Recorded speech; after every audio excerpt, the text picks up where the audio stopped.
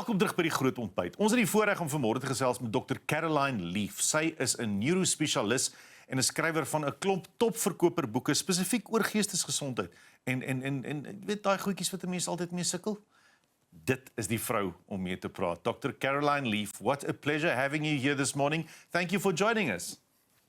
So great to be with you, and so great to hear a South African accent. Been in the States for so long, I always love to talk to someone with a South African accent. Oh, that's great. Thank you. You were born in Zimbabwe, if I'm not mistaken.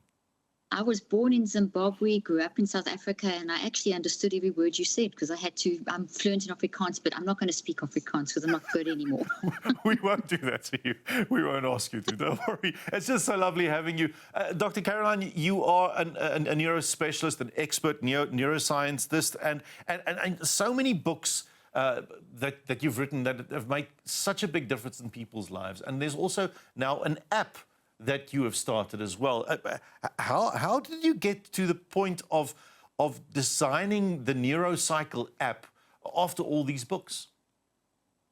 Well, I've actually had the app going for quite a few years, and the reason I did that was because I practiced for 25 years. I've been in the field for 40 years, still do research, written 19 books in 24 languages, and we have to be able to help everyone. So everyone's on their phone. Everyone has a mind. Our mind drives everything, and we all need to manage our minds constantly. So what better way than to help people to understand how to manage their mind through an app? So all my systems, all my research, all my practical how to make your mind work properly, capture those thoughts, get anxiety and depression under control, deal with the day-to-day struggles, deal with trauma, all of that I've built into the app as a very user-friendly way of helping us manage our mind. You know, Pierre, if you don't manage your mind, the rest of your life is pretty much your brain, your body, and your life is going to be a mess. So it's really a massive goal of mine is to help empower people to understand how to manage their mind. You talk a lot about the mind-body relationship and the connection between mind and body. That's very important to you. Can you explain to us in this app, if I use this app as an everyday guy in the street, is there some of that in there as well to help me connect my mind and body? Absolutely. So basically your mind is your aliveness. We're sitting here alive today and connecting and communicating because of our mind. Our mind drives our mental functions, which is how we think and experience life and all that.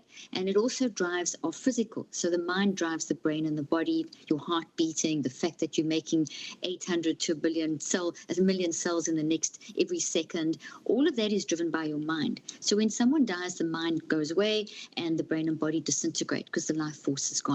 So that's the basic principle. So mind is influencing brain and body, and we have a messy mind, which is how we do life, but we also have a wise mind.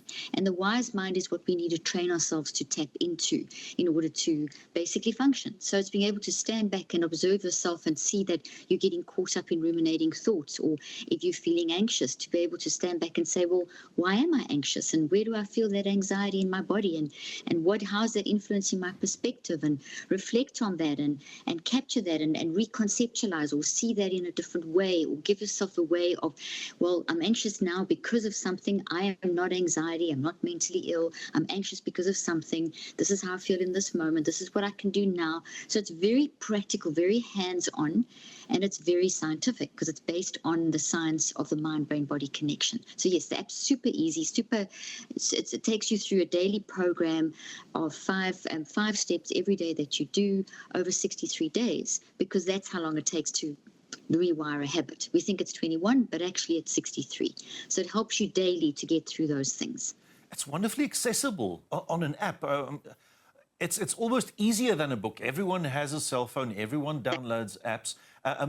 But the mental state, the mental wellness, it manifests in such a physical way in the body. Is there also ways that in this app you can actually manage that a bit more, and you can assist the way your body takes those terrible blows when it's not a good day? Oh, absolutely. So your mind is basically, as I said, driving everything. So your mind, when we do things like, let's say you have a terrible blow and you've got to deal with something, we all talk about breathing. I mean, that's the first thing people say, breathe, breathe. Yeah. Well, breathing is, oxygen is information. And when you breathe that oxygen in, because your mind will tell you, okay, breathe, or you'll listen to someone telling you breathe. And as you breathe in, that oxygen is going through your nose and into your brain and your body, and it's sending a calming influence through the brain and the body to calm down the neurophysiology. And then that helps you then to maybe think of something else or to get into a calmer state. So, for example, a great way of in a moment of anxiety, or if you've been hard hit, is just to deep breaths in and out, very deep in and very deep out. So deeply, breathe in very deep and then breathe out deeply. You can also count. What works really well is to breathe in for 3 and out for 7, or breathe in for 6 and out for 6, and do that 6 times in 30 seconds. So all of these things do help calm down the neurophysiology. And also things like visualizing. And that's like maybe picturing yourself walking on a beach, or picture a sunshine or something like that.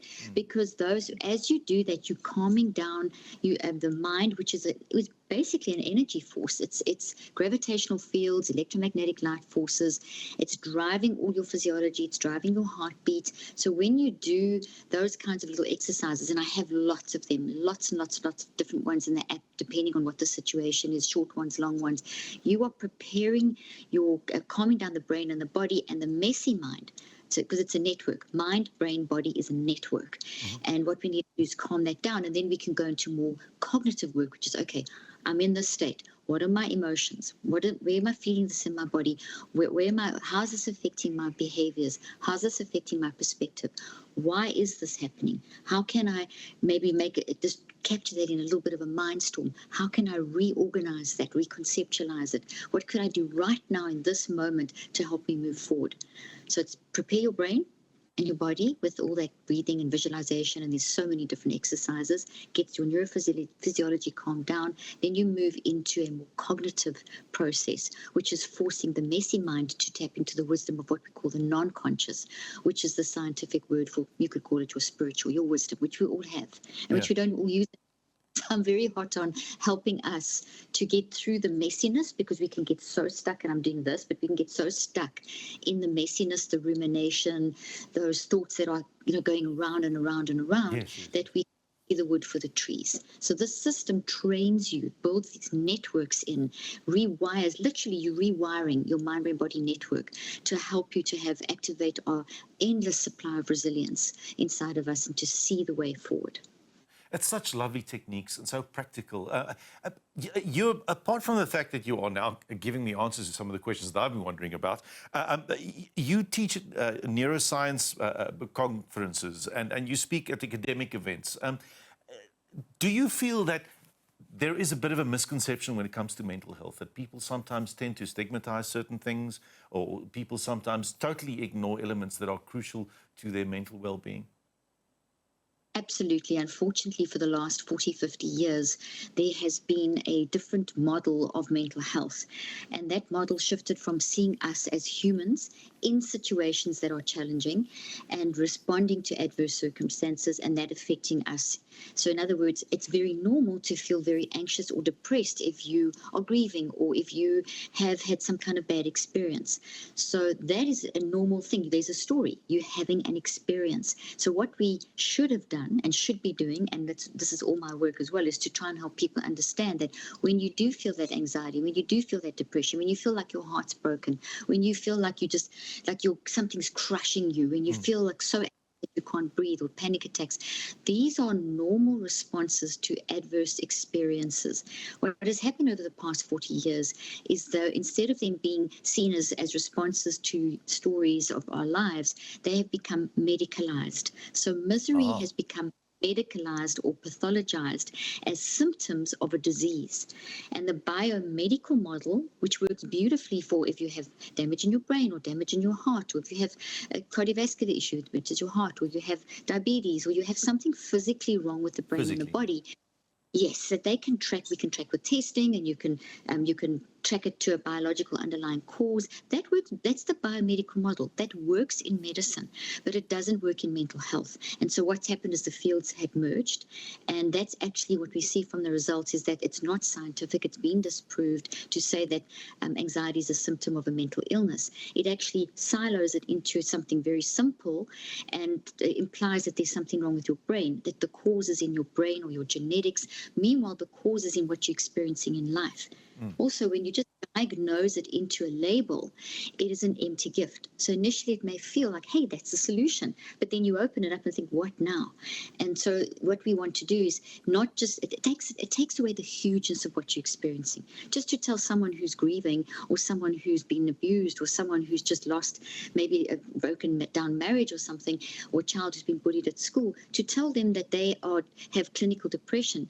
Meanwhile, that is, and pathologize something and say it's in your brain, that actually underplays the hugeness of their experience. It's kind of dishonoring to the person and what they're going through. So to what we've shown from the scientific research as neuroscientists and so on, is that we mustn't medicalize and pathologize misery. We shouldn't see things as anxiety and depression as symptoms of disease, but rather as indications, behaviors, emotions, perspectives, and so on of a story. There's a because of behind it.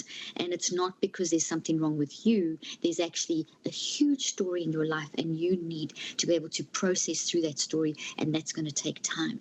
To tell someone who's battling with something that they also have a brain disease, it makes things worse. So in terms of stigma, you mentioned stigma, Pierre. What we've shown from the research there is that labeling things as mental illnesses increases the stigma. It makes it worse. It doesn't make it better.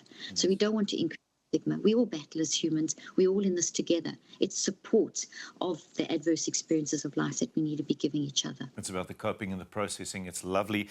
We have so much more to talk about. I want to speak about the conference that you're doing in South Africa.